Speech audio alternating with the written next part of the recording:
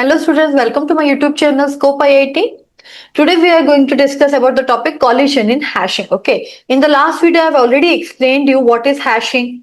Okay, and what are the problem we'll face in hashing, means what is collision in hashing. Okay, and different methods or different types of hashing, that also I have already explained. Okay, so today we are going to discuss how to solve the collision in hashing. So see, first of all, what is a collision in hashing? So when the hash value of a key map to an already occupied bucket of an hash table, it is called the collision. Okay, see, I'll show you here. See, this is, I already explained this one in my last video. Here, this was the number 23, 14, 6, 22, 85. These are some number, okay. So with the normal hash function, key mode m. Key is nothing but this value. Mode means table size. So here the table size they have given as 10. So see, you can see 0 to 9, right? So now here 23 modulo 10. So if you will perform 23 modulo 10. So what is the remainder? 3. Modulo means what? Division. So see, 23 divided by 10. Okay, so what is the remainder? Remainder is 3. So the remainder is nothing but known as modulo. So 3. So that means 23 will go to third position. Then the next one is 14. 14 modulo 10 is 4. It will go to fourth position. Still no problem. 6 modulo 10. Okay, so 6 modulo 10 is 6. So it will go to sixth position. 22 modulo 10. So it will go to second position. Still no problem. Okay.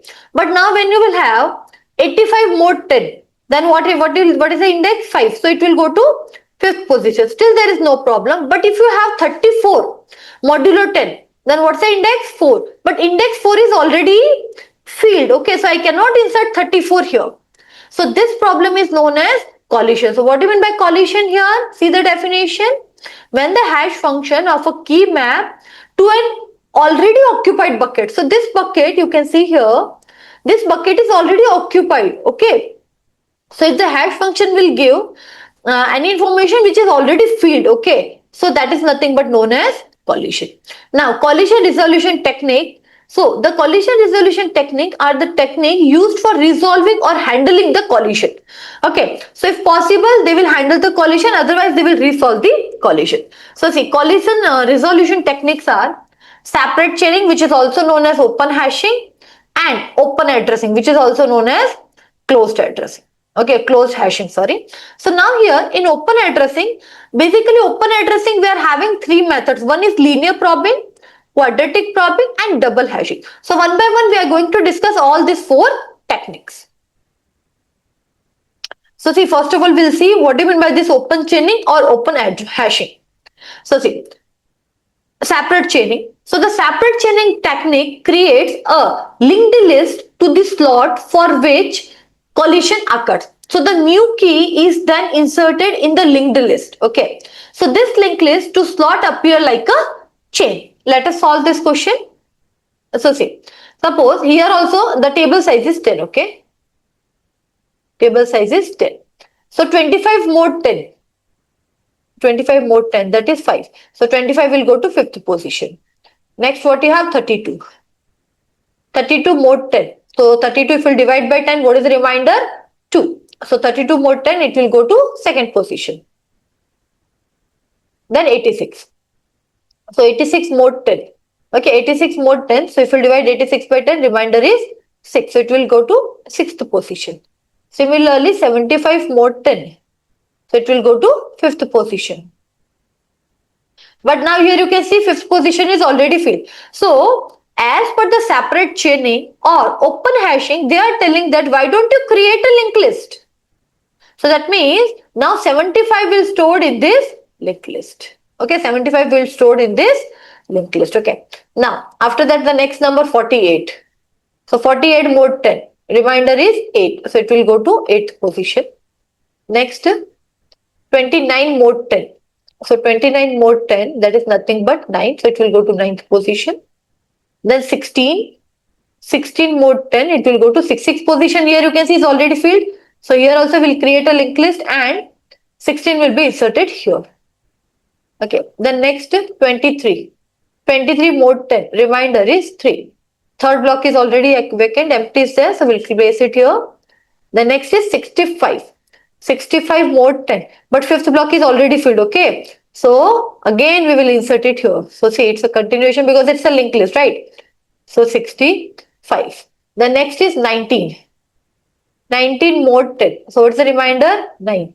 So here also at 9th block also we'll create one list, that is 9. 19, right? And the linked list, that means last will be what? Null. Okay, so this is one way of solving the collision, which is known as separate chaining. You can see here. So right now I explained to the first method, separate chaining, which is also known as open hashing. Okay, they can ask this question as a theory in university exams like BC, MC or engineering. Okay, next is your open addressing. So basically what do you mean by open addressing? Open addressing is unlike separate chaining. All the keys are stored inside the hash table. No key is stored outside the hash table. So what they are telling, see, in the last one, in separate chaining or open hashing, what we have done? We have stored the element outside this hash table, okay? And we have stored like this here, right? So here they are telling that in open addressing, we will not store any element outside this hash table, okay? So now what are the technique included in open addressing? That is linear probing, quadratic probing and double hashing. Even I have added the table also. Linear probing, quadratic probing and double hashing. Okay, now let us see the first one, linear probing. This topic is very important. Okay, in case if you are preparing for engineering, okay, for your engineering subject, if you have, even for MC, BC they will not ask numerical, but for MC and engineering it is possible they can prepare a numerical based on linear probing. Even in GATE and UGC net also they'll ask a question numerical based on linear probing. Okay, so let us solve. In this linear probing they have given you one hash function, h of x is equals to h of x plus I mod m, right? So this function we will use. But before that, what is linear probing? In linear probing, when the collision occur, we linearly probe for the next bucket. We keep probing until an empty bucket is found. So the linear probing is a collision resolution technique that is used in hashing. When collision occur, we search for the next available slot sequentially. So what is the advantage of linear probing? It is easy to compute. Disadvantage, the main problem of linear probing is clustering, like a grouping, right? Then many consecutive elements form a group. Okay, so there are many consecutive elements which will create a group, and then it takes a time to search. So it's little bit time consuming because you have to search for the next vacant bucket, right? So search an element or to find the empty bucket. Okay, so let us solve this question. Now let us take some number first of all. I'll take the number as 15, 22, 63, 48, 45, 52, 47, then if I'll take 55. Okay, so these are some number, and here also table size I have taken 10. See, you can see 0 to 9. Okay, so 15 mod 10, right? But now here you can see one more thing. See, will not apply this formula of linear probing. We will apply this formula only when collision will occur. Normally we will not apply. Normally we will apply our normal hash function only. Okay, so let us solve 15 mod 10. So 15 mod 10, that means it will go to 5th position. So 15. Next 22. Where 22 will go? 22 mod 10. So it will go to 2nd position. So 22. Then 63. 63 mod 10. So that means it will go to 3rd position. So 63. Next 48 mod 10. So remainder is 8. 48 will go to 8th position. Next you have 45. So 45 mod 10. So it will go to 5th. But 5th position is already filled. So now we will apply this hash function here. Okay. So let us solve according to this hash function. According to hash function, see h of x, what is the key? 45. Okay, so they are telling 45 plus I. I value you can take from 0 to any number. Okay, so I am starting from 0. 45 plus 0 mod 10. Okay, so 45 plus 0, that is 45 only. 45 mod 10, that is nothing but 5th, which is already filled. So next we will do 45 plus 1 mod 10. Mod 10. So 45 plus 1, 46. So if you will perform 46 mod 10, what is the remainder? 6. So it will go to 6th position. Okay, then next number 52. If you will do 52 mod 10, The remainder is 2, but 2 is already filled. Okay, so here also we will do I is equals to 1. So 52 mod, 52 plus 1 mod 10. You can start from 0, no problem. Okay, if you want, if you take I is equals to 0, then it will become 52 plus 0 mod 10. But actually that is same only, right? It will give you 2 only. Okay, so that's why I have not taken 0. So you should start from I is equals to 1 actually. Okay, so 52 plus 1, that is 53 mod 10. What is the remainder? 3. But 3 is already filled. Then again we will do I is equals to 2. So that is 52 plus 2. So that is 54. So 54 mod 10. What is 50 more mod 10? 4. So you can see this place is vacant. So 54 will be placed here. Not 54, sorry. 52. We have made it 54. Okay, but actual value is 52. The next is 47. So 47 mod 10. What is the remainder? 7. So it will go to 7th position. Similarly, 55. 55 mod 10. Okay, now one thing student, just see, okay, for especially for GATE student, okay, for university exam you need to mention these points, okay, steps you have to write.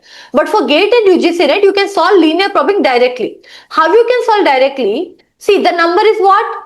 55. Okay, so 55 should go to which place? This place, but this is already filled. Then you should search downward. Okay, you should go to downward, whichever first empty space, whichever first empty bucket is there, you should place this value there directly. No need to apply formulas. Anyhow, if you will apply formula also, it will go there only.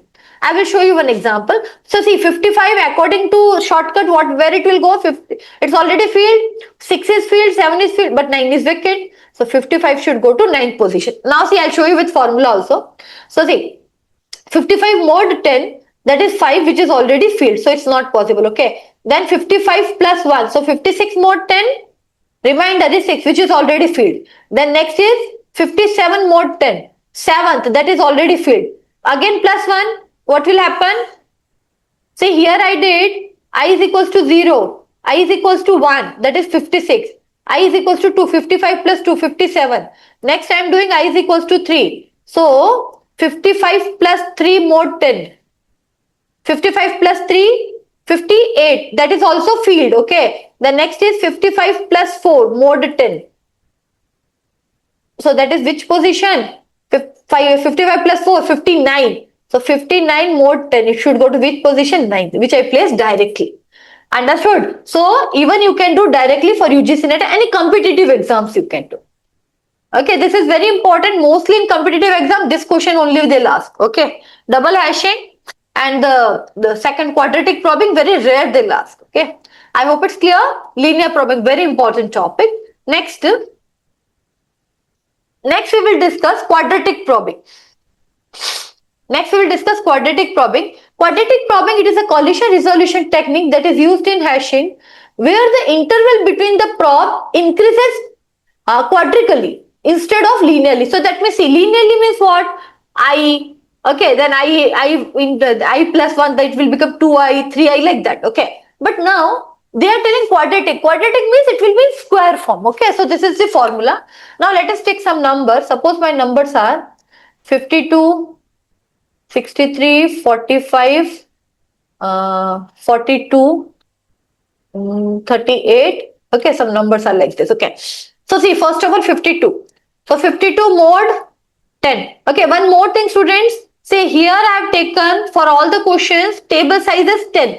In exam, you should not take directly 10. You should see the question paper question properly. Many times they'll give table size as 7, 8, 5. Okay, so don't take 10 directly. Okay, now see, 52 mod 10. If you divide 52 by 10, remainder is 2. So it will go to second position. Then next 63. 63 mod 10, it will go to which position? Third position. 45. 45 mod 10, it will go to which position? Fifth position. Next. 42. 42 mod 10, it should go to which position? Second. But second is already filled. Okay, so if we'll apply quadratic probing, the formula will become h of x, that means 42 plus I, suppose I'll take it as 1. So 1 ka square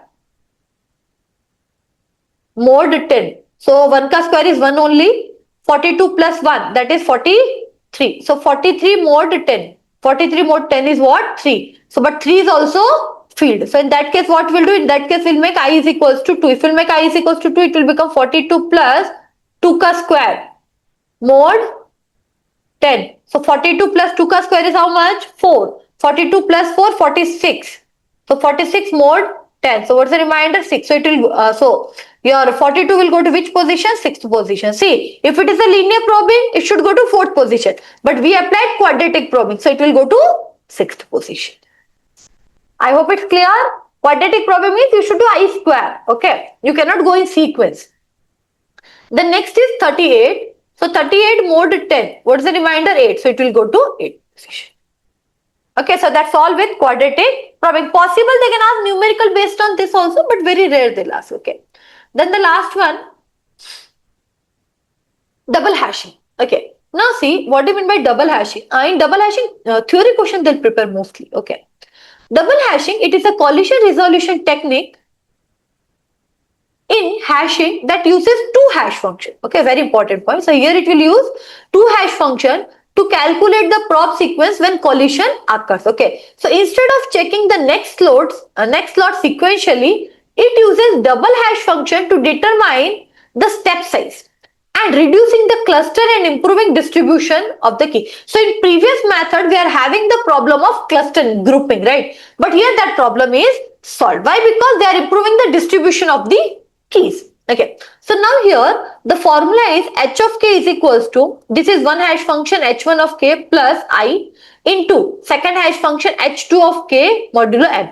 Now here what is h1? h1 is primary hash function and h2 is secondary hash function. And what is I? I you already know, we'll take from 0, 1, 2, 3, it can go. Okay, and m is nothing but your table size. Okay, now let us solve the question. Now here also the table size is 10, the hash function. So first hash function they have given, that is k mod 10, and the second hash function, that is h2, that is 7 minus k mod 7. Now one question will arise, ma'am, why they have taken the 7? Because less than 10, the nearest value of 10, okay, in less than, which is the first prime number we have. Okay, 9 is not a prime number, 8 is not a prime number, so 6 is the first prime number we have less than 10 and nearest to 10. Okay, so that's why we took here 7. So 7 minus k mod 7. So see, we have taken some number 23. So first hash function, what it will become? 23 mod 10. So remainder is what? 3. So 23 will go to third position directly. No collision. Okay. Now next. Now the next number is 43. So if we will do 43 mod 10, what is the remainder? 3. So here collision will occur. I cannot place 3 for this one 43 here.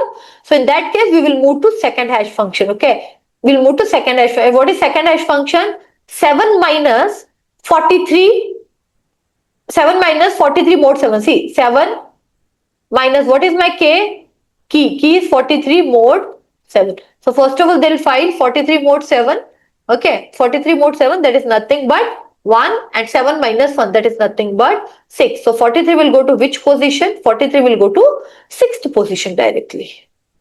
One more example I took, 13. So if we'll do 13, so 13 modulo 10, what is the remainder? 3, but 3 is already filled. So in that case, again what you will do, take this formula, second hash function, 7 minus 33 mod 10, 33 mod 7 now, no? Okay, so 7 ones are 7, remainder is how much? 6, so 7 minus 6, that is 1. So your 13 will go to which position? First position. This is known as double hashing. We will apply two hash functions here. I hope it's clear. Okay. So what is the advantage of using it? It eliminates the clustering. It reduces the it eliminates the primary clustering completely, as well as it reduces the secondary clustering, then better distribution of the key, even more efficient than linear and quadratic probing. So which is the best method of hashing? Double hashing. Okay, and but what is the disadvantage? More complex to implement because we are having two hash function. Okay, so it is little bit more complicated to do that. The next is slightly slower due to extra computation. So sometimes it is slower, okay, because of extra computation. Okay, so that's all with hashing. This topic is very important, so prepare well for your exam. And if you like my video, then please like and subscribe my channel. Thank you.